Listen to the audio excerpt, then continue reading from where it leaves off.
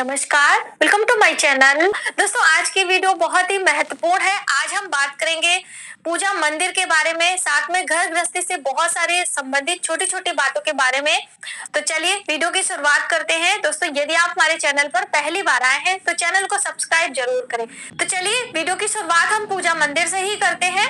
दोस्तों, आपको अपने घर के पूजा मंदिर में जो प्रतिमाएं स्थापित करते हैं, बहुत सारे लोग प्राण प्रतिष्ठा करना चाहते हैं या फिर जो प्रतिमाएं होती हैं उन्हें बिल्कुल फिक्स करा लेते हैं। ऐसा आपको कदापि नहीं करना चाहिए।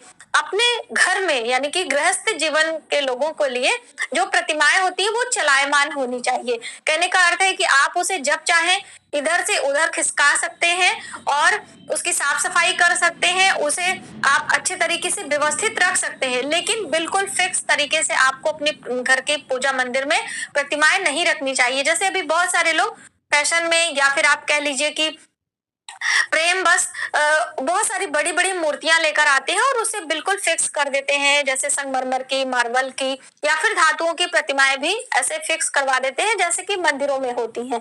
तो ये कार्य आप बिल्कुल भी ना करें। यदि आप ऐसा करते हैं तो आपके घर में बहुत सारी परेशानियां स्वतः ही आ जाती हैं और फिर बाद में आप परेशान हो जाते हैं। तो ऐसे इस तरह की प्रतिमाएं आप ना रखें, आप रखें लेकिन उसे चलायमान रखें, फिक्स ना करवाएं। इस छोटी सी बात का आप जरूर ध्यान रखें। और आपको अपने घर में 3 गणेश भगवान की प्रतिमा नहीं रखनी चाहिए। जैसे कि हम लोग हर दीपावली पर एक मिट्टी की प्रतिमा लक्ष्मी और गणेश की लेकर आते हैं, या फिर आपके पास धातु की कोई प्रतिमा है तो भी वो रहती है, लेकिन 2 से अधिक प्रतिमा आपके पूजा मंदिर में नहीं होनी चाहिए। ये आपके लिए शुभ नहीं होता है, इसीलिए ये सभी छोटी छोटी चीजें आपके लिए मना की जाती हैं। और जैसे बहुत सारे लोगों के मन में शंका होती है कि जो शिव परिवार के साथ में भगवान गणेश की प्रतिमा होती है, माँ पार्वती अपने गोद में लेके बैठी होती हैं, वो उन प्रतिमाओं को उसमें नहीं जोड़ा जाता है। जो धातु की या फिर आपने उसमें मार्बल की या पत्थर की अलग से मूर्तियां प्रतिमा के रूप में वहां पे स्थापित करी है, उसी की गिनती हमें करना चाहिए। और एक घर में एक ही पूजा मंदिर होना चाहिए। ऐसा नहीं है कि अपने अपने कमरे में अलग अलग पूजा के मंदिर आपने बना के रखा है। एक घर को जोड़ के रखने के लिए, घर में एकता बनाने के लिए आपको एक ही रसोई रखना चाहिए और एक ही पूजा मंदिर रखना चाहिए। यही हमारे लिए शुभ होता है। और दूसरी बात दोस्तों, कि आपको अपने घर में जो शिवलिंग है, बहुत सारे लोग जो क्या करते हैं कि जो शिवलिंग की प्रतिमाएं होती हैं उन्हें प्राण प्रतिष्ठित करवाते हैं। ऐसा भी आपको नहीं करना चाहिए, ये भी हमारे लिए शुभकारी नहीं होता है। एक बहुत ही महत्वपूर्ण बात कि पूजा समाप्ति के बाद आपको हमेशा दंडवत प्रणाम करना चाहिए। सभी पुरुषों को और महिलाओं को पूरी तरीके से नहीं, आधा दंडवत प्रणाम आपको करना चाहिए, समर्पण की भावना से। इसका अर्थ होता है कि हम भगवान के ऊपर अथाह प्रेम करते हैं, श्रद्धा से जो भी हमारी पूजा पाठ है वह हमारे ईश्वर, हमारे जो इष्ट देव है वह स्वीकार करेंगे। तो इसलिए आप दंडवत प्रणाम जरूर किया करें। तो हम बात करेंगे घर में बरकत के लिए, कि हमारे घर में धन की बरकत नहीं होती है। बहुत सारा धन आपका बीमारियों में खर्च होता है। यदि आपके साथ ऐसा हो रहा है तो आपको एक काम करना चाहिए कि आपके घर में जब भी कोई फल या सब्जी सीजन में पहली बार आती है तो आप उसे बिना दान किए ना खाएं। जैसे पहली बार आपके घर कोई सेमफली आ रही है, या पहली बार आपके घर मटर आ रहा है, पहली बार आपके घर कोई फ्रूट्स आ रहे हैं सीजन में, तो आप पहले उसे गरीबों को दान करें। आप गरीबों को दान करने के लिए कैसे करेंगे, पहले बच्चे ही खाने लगते हैं, तो ऐसे में आपको एक टुकड़ा उसमें से निकाल के किसी जानवर के लिए, किसी चिड़िया के लिए, पंछी के लिए हमें इस तरह से निकालते रहना चाहिए। ऐसा भी दान करना बहुत ही शुभ माना जाता है। जैसे कि हमारे हिंदू सनातन में जब भी हम अपने रसोई में भोजन पकाते हैं तो भोजन पकाने के तुरंत बाद स्वयं को नहीं ग्रहण करना चाहिए, घर के अन्य सदस्यों को हम ग्रहण कराने के बाद ही भोजन ग्रहण करते हैं। लेकिन अभी एकल परिवार में बहुत सारी प्रॉब्लम्स भी होती हैं, तो ऐसे में आपको जब भी आपके घर भोजन पकता है, आप थोड़ा सा 1 चम्मच 2 चम्मच जो भी आपने भोजन पहला पकाया है उसे किसी जानवर के लिए, किसी पंछी के लिए आप निकाल कर घर से बाहर कर दें। उसके बाद स्वयं भोजन करें या किसी अन्य को भी आप दे सकते हैं। यदि आप ऐसे अपने डेली रूटीन में ये सभी चीजें, छोटी छोटी बातें शामिल करते हैं, तो आपके घर में धन की बरकत होती रहती है। जैसे आप अपनी सैलरी लेकर आते हैं, तो उसमें से कुछ पैसा आप ईश्वर के लिए निकाल के रख लें कि जब भी हम पूजा मंदिर जाएंगे तो इससे प्रसाद चढ़ा के गरीबों में बांटेंगे, मंदिरों में अन्य सदस्यों को बांटेंगे। तो इस तरह से चीजें छोटी छोटी यदि आप अपने जीवन में जो है एक सिद्धांत बना लेते हैं, तो आपके घर में जरूर बरकत होगी। और ये सभी जो छोटी छोटी बातें होती हैं, हमें अपने बच्चों को भी सिखानी चाहिए, जिससे उनके भी जीवन में इस तरह से बरकत आती रहे, उनको भी इस सभी चीजों का लाभ पता चलता रहे। तो ये सभी कार्य आप अपने घर में जरूर करें। अगली बात हम करेंगे दोस्तों छोटे बच्चों के बारे में। जैसे कि जिन घरों में छोटे बच्चे होते हैं, बहुत सारी छोटी छोटी परेशानियों का सामना करना पड़ता है। ज्यादातर क्या होता है कि बच्चे अक्सर शाम के वक्त रोने लगते हैं और ना ऐसे में दूध पीते हैं, पूरा घर सिर पे उठा लेते हैं। तो आप ऐसे में सबसे पहले तो आपको अपने घर में कपूर और गूगल की धुनी करना चाहिए। थोड़ा सा कपूर और गूगल आप अपने उपले में रख के पूरे घर में आपको दिखाना चाहिए। और इस तरह से करने से जो वातावरण में नकारात्मक जो है कीटाणु विषाणु होते हैं, उनका विनाश तो होता ही है, नकारात्मक शक्तियों का भी विनाश होता है। इससे आपके बच्चे बहुत शांत और अच्छे रहते हैं, यानी कि बेवजह के रोते नहीं है। और इस तरह की प्रॉब्लम मान लीजिए आ ही जाती है, तो आपको करना क्या है, आपके घर की जो झाड़ू होती है उसमें से एक दिन का आपको लेना है और उसे इस तरह से 8 भागों में तोड़ लेना है। तोड़ने के बाद आपको अपने बच्चे के, जो बच्चा रो रहा है उसके सिर से पैर तक वो जो टुकड़े होते हैं इसे वारा कर लेते हैं। बहुत सारे लोग वारा नहीं समझते हैं। आपको जो भी चीज से वारा करना है, हाथ में लेकर दाहिने हाथ में, और बच्चे के पैर से लेकर इस तरह से एंटी क्लॉकवाइज, जैसे घड़ी की सुई घूमती है उस तरह से एंटी क्लॉक घुमाते हुए आपको 7 बारी करके उसे घर से बाहर फेंक देना है।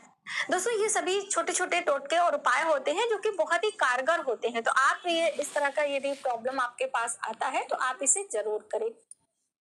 अगली बात हम करेंगे दोस्तों कि जो घर के गाय की रोटी होती है, बहुत सारे लोगों को प्रॉब्लम होती है कि गाय उन्हें मिलने में असुविधा होती है, उनके आसपास में गाय नहीं रहती। तो ऐसे में करना क्या है, आप प्रतिदिन अपने घर पे जो पहली रोटी बनाते हैं उसे गाय के लिए निकालें और उसे एक जगह पे आप स्टोर करते जाएं। जब जैसे रोटी कड़क भी हो जाती है तो कोई बात नहीं, आप उसे रखें और हफ्ते में एक दिन, कोई भी दिन आप चुन सकते हैं। यदि फ्राइडे का दिन हो तो बहुत ही शुभ माना जाता है। अगर फ्राइडे को नहीं चुन सकते तो संडे को भी आप रख सकते हैं। उन सभी रोटियों को आप ले लें, जो कड़क रोटियां हैं उन्हें तोड़ कर कूट पीस लें। आप हो सके तो मिक्सी में ग्राइंड करके पाउडर बना लें और उनके साथ कुछ गुड़ का चूरा मिला लें या फिर चीनी डाल दें। इस तरह से आप एक पाउडर तैयार कर लेंगे। अब उन पाउडर को आप किसी पार्क में जाके चींटियों को दे सकते हैं या फिर आप किसी जानवर, जो गाय है या फिर और भी कोई भी जानवर है, आप उसे खाने को दे सकते हैं। ऐसा भी करने से आपके घर में धन आने के मार्ग खुलते हैं और आपके घर में बरकत होती है। तो इस तरह की बहुत सारी छोटी छोटी जानकारियां होती हैं जो कि आपके लिए बहुत ही कारगर सिद्ध हो सकती हैं यदि आप उसे अपनाते हैं तो। अगली बात हम करेंगे दोस्तों धन के बरकत के लिए ही, कि जैसे कि बहुत सारे लोग अपने घर के रख रखाव पर ध्यान नहीं देते हैं। आपको जब भी आप सुबह उठें तो आप अपने घर की साफ सफाई स्वयं जरूर करें। आपके घर मेड आती है, आपकी हेल्पर आती है जरूर, लेकिन आपको थोड़ा सा झाड़ू आपको कहीं ना कहीं जरूर लगाना चाहिए।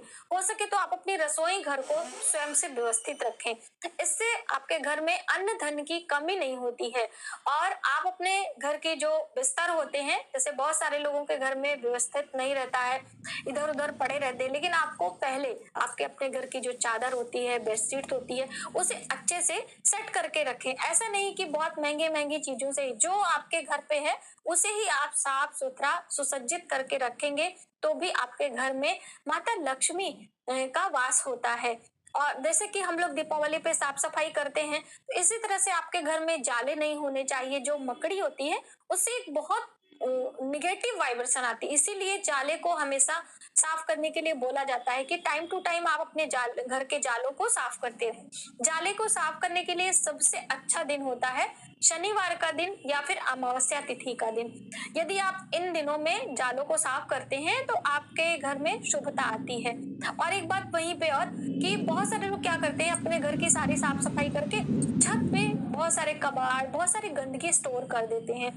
तो ऐसा भी आपको नहीं करना चाहिए। छत की भी साफ सफाई आपके घर के अंदर ही आती है, तो इसलिए सारे कबाड़ को आप घर से बाहर निकालें, आप कबाड़ी वाले को दे दें। कबाड़ भी बेचने के लिए बहुत अच्छा दिन होता है अमावस्या तिथि या फिर शनिवार के दिन। मैंने आपको कई वीडियो में आपको बताया है, तो आप शनिवार के दिन चुने या फिर अमावस्या तिथि पर आप अपने घर के सारे कबाड़ बेच सकते हैं।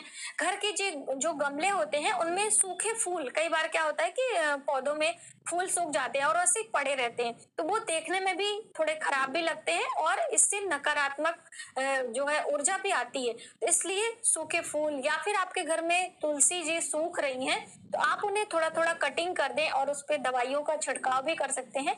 तो तुलसी जी को भी हरा भरा रखने के लिए एक बहुत अच्छा उपाय है कि आपको थोड़े से पानी गर्म करने हैं और गुनगुने पानी में आपको 1 चम्मच हल्दी पाउडर डालना है और आधा चम्मच आपको मीठा सोडा, जो खाने वाला मीठा सोडा होता है, हम लोग जब भी इडली वगैरह बनाते हैं तो उसमें यूज करते हैं, तो वही सोडा आपको लेना है और उसमें डाल देना और पानी को अच्छे से मिक्स कर लेना है। और किसी स्प्रे बोतल में डाल के आप अपनी तुलसियों पर सुबह सवेरे आप करें या फिर संध्या के, यानी कि सूर्यास्त, सूर्य की रोशनी ना हो, वरना वो जो चीजें होगी वो सूख जाएंगी। तो सूर्यास्त हो जाए उसके बाद उसमें आप हल्का सा छिड़काव कर दें या सुबह समय आप मॉर्निंग में कर सकते हैं। इस तरह से करें, आप देखेंगे कि 2 से 3 दिनों के अंदर आपकी तुलसी हरी भरी हो जाती हैं। और अभी सर्दियों के मौसम में आपको तुलसी के पौधे पर एक कवर लगा देना चाहिए, एक पॉलिथीन डाल देना चाहिए, जिससे ओस या कोहरे की जो है ठंड होती है उससे तुलसी के पौधे को बचाव हो सके। तो ये कार्य भी आप करके देखें, बहुत ही शुभ होता है। तुलसी, सूखी हुई तुलसी आपको गमले में छोड़ के नहीं रखना चाहिए। तो इस तरह से इन बातों को भी ध्यान देना चाहिए। और दूसरी वही महत्वपूर्ण बात कि जैसे मैंने आपको बताया कि आप जब भी कोई त्योहार आता है, कोई जैसे अभी शर्तिला एकादशी आई थी या फिर अमावस्या तिथि है या फिर अन्य कोई त्योहार आता है, तो उस दिन आपको एक विशेष दीपक जरूर जलाना चाहिए अपने घर के मुख्य द्वार पे, या फिर आप अपने पूजा मंदिर में जला सकते हैं या फिर आप अपनी रसोई घर में जला सकते हैं, कहीं भी। और नीचे कुछ अनाज जरूर रखें, सीधा दीपक आपको नहीं जलाना होता है। ऐसा भी करने से आपके घर में बहुत ज्यादा शुभता आती है, माता लक्ष्मी की कृपा बनी रहती है, आपके घर में धन धान्य की कमी नहीं होती है। तो आज की वीडियो में बस इतना ही। यदि हमारी जानकारी आपको थोड़ी सी भी हेल्पफुल लगे तो प्लीज हमारी वीडियो को लाइक करें, शेयर करें, सब्सक्राइब जरूर करें न्यू वीडियोस के लिए।